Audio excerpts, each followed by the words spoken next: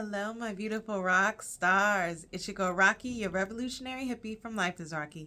Welcome to my YouTube channel and another episode in Rocqi's Reflections.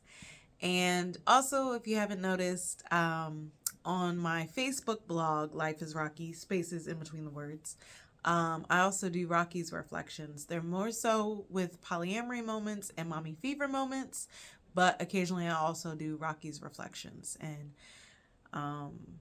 I feel like I've been doing a few Rocqi's Reflections videos on my YouTube channel. That's because I want to give a break from the polyamory content, and I'm still heavily in my, obviously, parenting, but I don't know. I'm just reflecting more.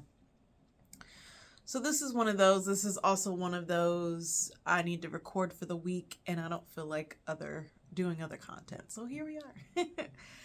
Something that's been on my mind.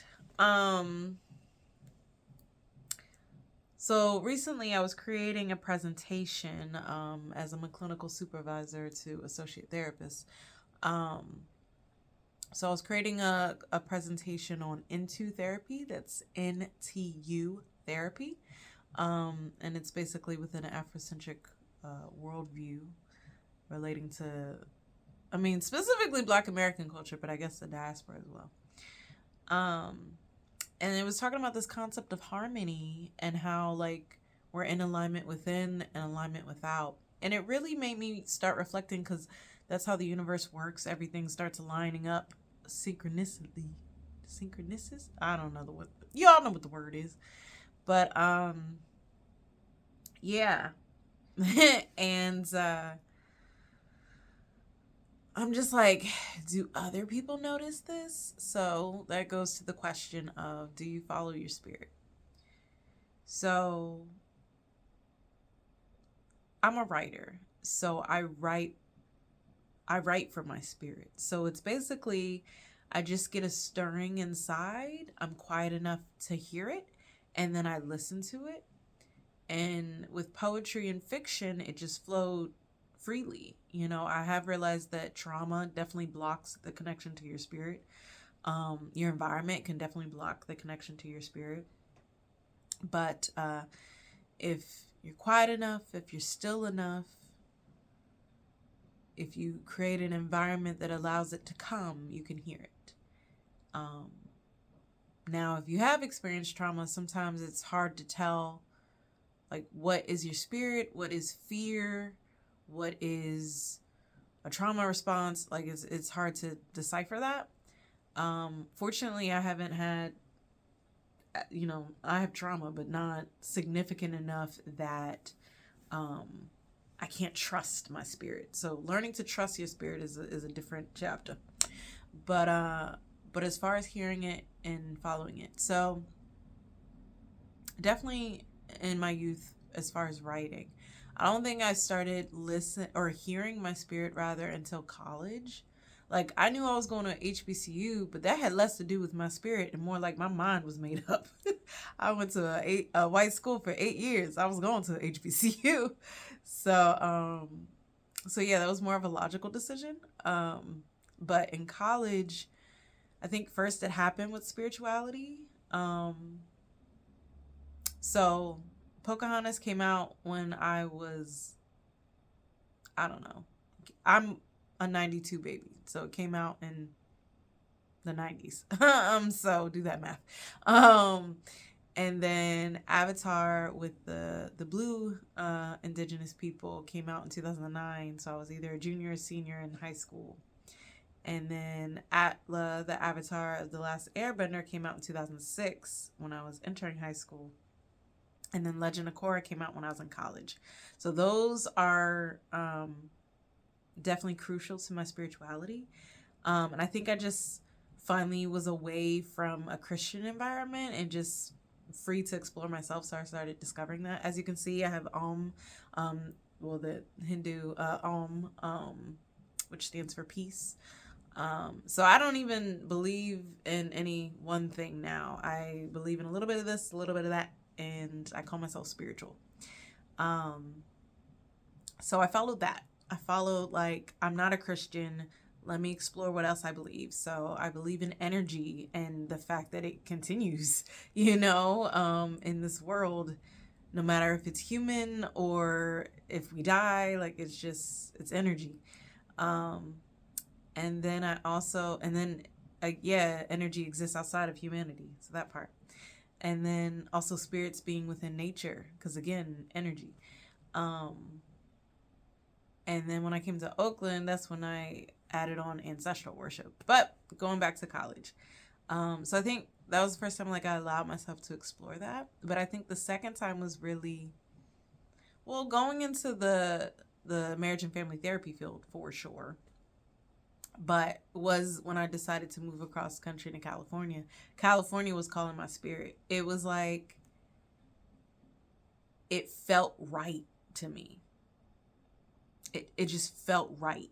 And then like things were lining up in the universe to make it an easier path to choose. But it also was like, this feels right internally. And then like, I feel like this is going to be beneficial to me long term. And it was, for sure. So that being said, sometimes when I get these callings, I try to ignore them or I resist them. And then more of the universe shows me signs that it is my calling and I can ignore it all I want to, but it's coming.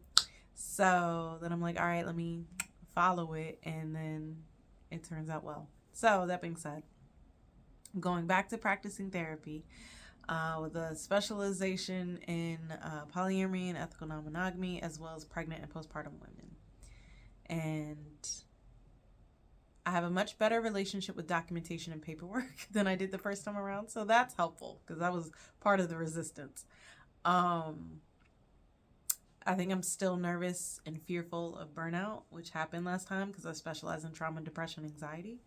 But I think with these particular populations, like, we need help. In these specific communities, we need support and to assist in that,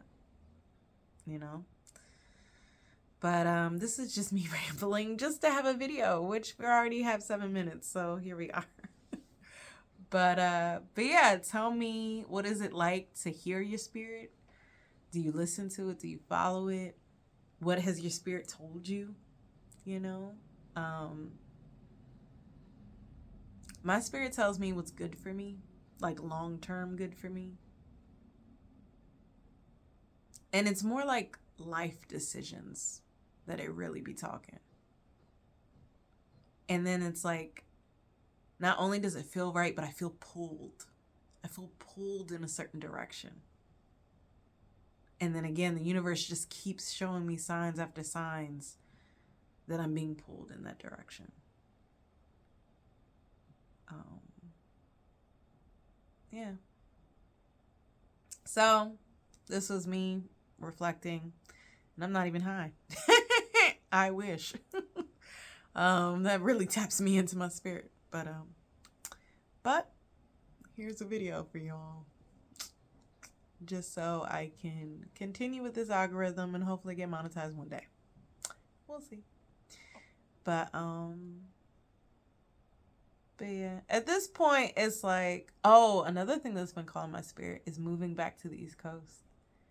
I was very resistant. My husband brought it up, and I was very resistant. But that resistance was coming from fear, because I've been queer in a queer-friendly place. I haven't been queer in a non-queer-friendly place. So I've been very hesitant about and scared to move back east because I don't know what it's going to be like. I didn't have to deal with that. I accepted myself in Oakland, in the Bay Area, So that was leading my resistance to moving back east.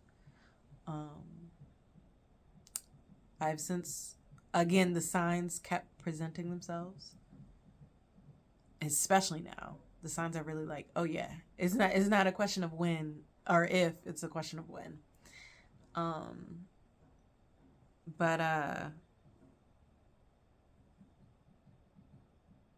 Yeah, I think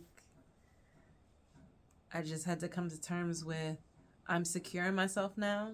I wasn't then. That's why I came to California. And I'm not going back to who I was in my youth. I'm more aware of myself. I'm more grounded in myself. I have more boundaries now. So it's more like the mind resists sometimes when the spirit is being called or pulled. And then you gotta wrap your mind around it. You gotta wrap your head around it. So yeah. It's an interesting dynamic though, but I feel the alignment. Like I literally feel aligned with the universe. Like the universe wants this for me. And like, I wonder if that's how people feel about God, which is interesting. Cause like, me moving to California, it was like, my ancestors wanted this kind of climate. They wanted warmth, you know? And they didn't want snow. And, you know, they wanted a place where they could be free in their authenticity. And this would have meant the world to them. And it was like fulfilling their dreams fulfills mine as well and makes me connected to them. Whereas moving back east, I definitely think my woman life partner is back east. Just, I feel it. Like, to have a black woman as another life partner is just more opportunity. But I just, culturally, in terms of regional, I still think she's back east. But I'm also ready for suburbia. I want safe, clean, and quiet. And that's not Oakland. So I'm ready to go. I'm also ready to be around family. It's a lot of things. Again, a lot of signs and stuff. But